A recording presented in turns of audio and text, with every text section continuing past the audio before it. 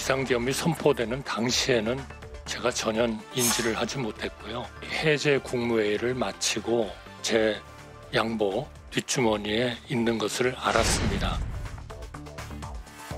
전 국민이 지켜보는 자리에서 한덕수 전 총리가 했던 이 말, 결국 거짓말로 드러났습니다. 특검 조사에서 윤석열 전 대통령에게 계엄 선포문을 받았다라고 본인이 직접 말을 바꾼 겁니다. 하지만 특검은 조사가 끝날 때까지 시인했다고 단정할 수는 없다고 했는데요. 한 전 총리, 뒤늦은 자백마저도 모호하게 했던 걸까요? 이제 와서 진술을 바꾼 한 전 총리에게 곧 구속영장이 청구될 듯합니다. 예, 한덕수 전 총리 이 시각 현재 세 번째 출석해서 특검 수사를 받고 있습니다. 지난 19일 특검 조사에서는 기존 진술을 뒤집고 그 기존 진술을 하면 국회에서부터 시청자 여러분께서 많이 익숙했던 그런 장면들입니다. 그렇게 카메라 앞에서 했던 진술을 뒤집고 윤 전 대통령으로부터 계엄 선포문을 받았다라고 실토했습니다. 이동학 의원님, 네. 구속영장 청구될 위기라고 생각해서 그럴까요? 당연히 그럴 거라고 생각합니다. 예. 그런데 역설적이게도 그거 자체가 지금까지 증거인멸을 해왔던 증명이기 때문에 저는 달리 또 판단할 수 있는 여지가 있다 이렇게 보고요. 그동안 국회에 나와가지고 2월 달에 두 차례나 나와가지고 거짓말을 했잖아요. 근데 정말 아무런 표정 변화 없이 천진난만하게 그런 말씀들을 하실 때 이것이 과연 진실이겠는가. 양복 뒷주머니에 있었다고 했는데 종이가 발이 달려가지고 그냥 스스로 그 주머니로 들어갔다는 얘기도 아닐 텐데 그런 이야기들을 하는 것 자체가 일단 이 진실이 아닐 거라는 생각을 했었고요. 그리고 당일에 이 국무회의를 열었다면 당연히 국무회의에 대한 부서가 있었어야 되는 것이고 그것이 법에 나와 있는 겁니다. 그런데 그거를 하지 않았기 때문에 사후적으로 부서한 문서를 만들었고 나중에 또 그게 문제가 될 것 같으니까 윤석열 전 대통령에게도 보고해가지고 이거를 없애자. 사실상 증거인멸을 함께 하게 된 것이었거든요. 근데 그런 여러 가지 정황들을 볼 때 과연 이런 것들이 지금 한덕수 국무총리가 취해왔었던 입장을 그대로 믿어줄 수 있었느냐? 전혀 아니었다고 보고 오히려 중간에 대선을 나오겠다고 국민들을 위해서 자기가 일을 하겠다고 이렇게 나왔었던 것 자체가 어떻게 저런 생각을 할 수 있었는가 지금도 너무 이해가 되질 않습니다. 지금 화면으로 속보 전해드리고 있는데요. 국민의힘 당대표 선거 결과는요.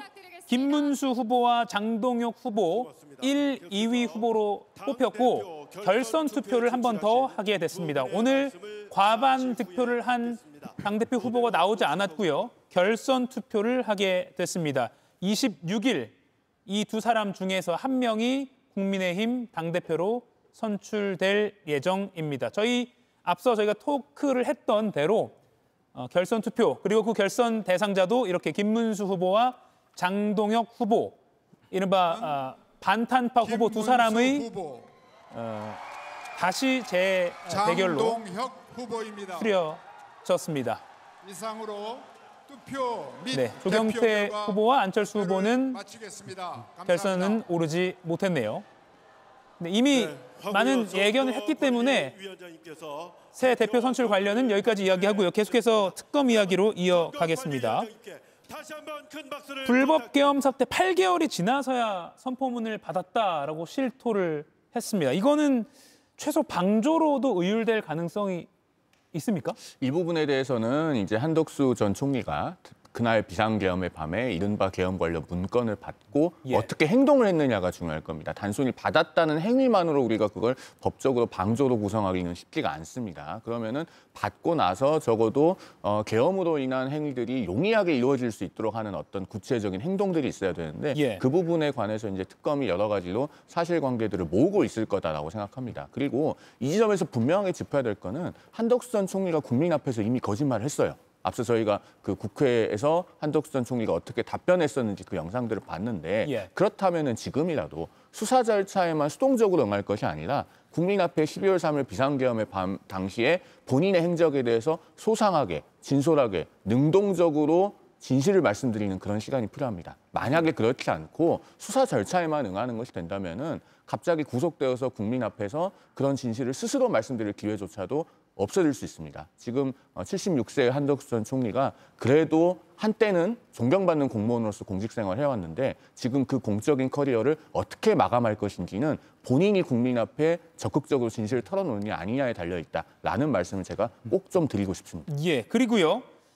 그렇다면 계엄 선포문을 받았다면 다른 국무위원들처럼 특별한 임무를 부여받았을까라는 궁금증까지도 이어집니다. 예를 들어서 최상목 당시 경제부총리는 국가비상 입법기구 예비비 확보 관련 문건을 받았고요. 조태열 당시 외교부 장관은 외교부 조치사항이라는 문건을 받았습니다. 이상민 당시 행안부 장관은 직접 받았다고는 확인되지 않았지만 멀리 놓여있는 걸 봤다는 취지로 진술했죠. 언론사 단전단수 문건을 봤다라고 이 전 장관도 이야기했습니다. 그렇다면 한덕수 총리는 어떤 임무를 받은 것이 있을까? 조윤선 의원님 어떻게 보십니까? 아마 구체적으로 밝혀져야 될 사안이 아닌가라는 생각이 드는데요. 앞서 말씀하신 것처럼 국무위원들의 경우에는 구체적인 그런 조치 사항들을 전달받았죠. 실제로 그와 같은 행동을 한 이상민 전 장관의 경우도 있습니다. 지금 한덕수 전 총리의 경우에는 계엄 이후에 유인촌 당시 문화체육관광부 장관과 통화한 이력이 있죠. 문화체육관광부 산하 기관들 경우에는 그 당시에 출입을 통제해야 되는 기관들이 굉장히 산재해 있는 상황이었습니다. 출입 통제와 관련해서 대화를 한 것이 아니냐는 그런 합리적인 의심을 할 수가 있는 부분이고요. 아마 국무총리로서 여러 가지 역할을 부여받았을 것이고 그와 관련된 행위를 직접적으로 수행했을 가능성이 굉장히 높기 때문에 아마 특검팀은 이 부분을 집중적으로 살펴보고 있지 않을까 싶습니다. 예, 아마도 임무를 받았다면 총리니까 좀 더 범정부적인 어떤 지시를 하지 않았을까라는 의혹으로 이어지는 것 같긴 합니다. 김인영 의원님, 사흘 만에 한 전 총리가 재소환됐습니다. 영장 청구 가능성, 다른 국무위원들, 김용현 전 장관이나 이상민 전 장관이 구속이 됐기 때문에 어떻게 점쳐보십니까? 처음에는 특검에서 언론 보도가 나왔을 때는 선포문을 받았다라는 식으로 입장이 바뀌었다라고 얘기가 나왔었습니다. 예. 그런데 특검이 오늘 브리핑을 보면 입장이 모호하다라고 표현합니다. 그러면 한덕수 총리가 모든 사안에 대해서 지금 특검의 증거라든지 증언에 대해서 다 인정하지 않고 있다고 볼 수도 있는 상황입니다. 거기다가 한덕수 총리 같은 경우, 전 총리 같은 경우는 본인이 처음에 특검의 계엄 선포문을 못 받았다고 얘기한 다음에 한 행동이 뭡니까? 대통령 후보로 출마했습니다. 그 행위 자체가 특검 입장에서는 증거를 인멸하려고 할 수도 있다고 보기 때문에 충분히 저는 구속영장을 청구할 수도 있다 이렇게 보는 게 맞을 것 같습니다. 예, 송영훈 의원님, 특검이 오늘 한덕수 전 총리에 대한 브리핑을 할 때 기자에게 시인이라고 볼 수 있는지 평가가 필요하다라고 했습니다. 일부 범죄를 시인했다는 그런 언론 보도가 나왔고 이에 대해서 물어보니까 시인이라 볼 수 있는지 평가가 필요하다.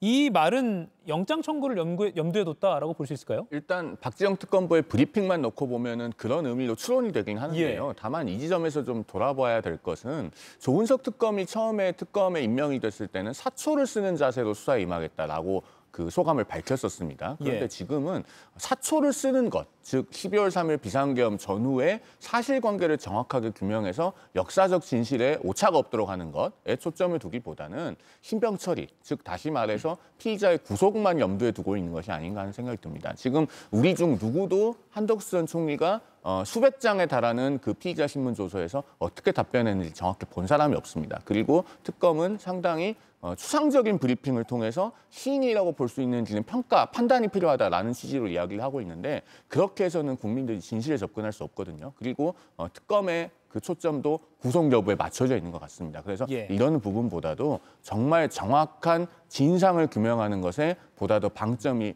찍혀졌으면 하는 생각입니다. 저는 이제 거꾸로 어쨌든 특검에서 지금 일부만 시인한 것으로 볼 수 있기 때문에 그것 때문에 모호하다라고 얘기를 했는데 아까 송영훈 의원께서 말씀 잘해 주셨는데 이게 공직자로서의 어떤 커리도 그렇고 역사의 어떤 이 지금 남을 만한 그런 순간들이거든요. 그러면 그 역사의 진실에서 과연 한덕수 전 총리가 무슨 역할들을 했었는가 이런 것들을 국민 앞에 역사 앞에 본인 스스로가 다 이야기를 하고 이런 과정을 거칠 때 특검에서도 이것이 모호하지 않다라고 판단을 할 겁니다. 근데 지금 자세로만 약간 보호적인 어떤 태도를 취하면서 일부만 저렇게 시인을 한다라고 봤을 때는 당연히 이 수사를 하는 입장에서는 그렇게 판단할 수밖에 없을 것이다 이렇게 생각을 합니다. 예, 그리고 저희가 지금 자막으로 보내드리고 있는데요. 김건희 씨가 건강상의 이유로 내일 특검 조사 불출석 예정이다라고 입장을 밝혔다고 합니다. 당초 내일 특검에 출석해서 재조사를 받으려고 했는데 건강상의 이유로 내일 조사 불출석 예정이다라고 밝혔고요. 이에 특검이 25일 오전 10시로 다시 통보를 한 상황입니다.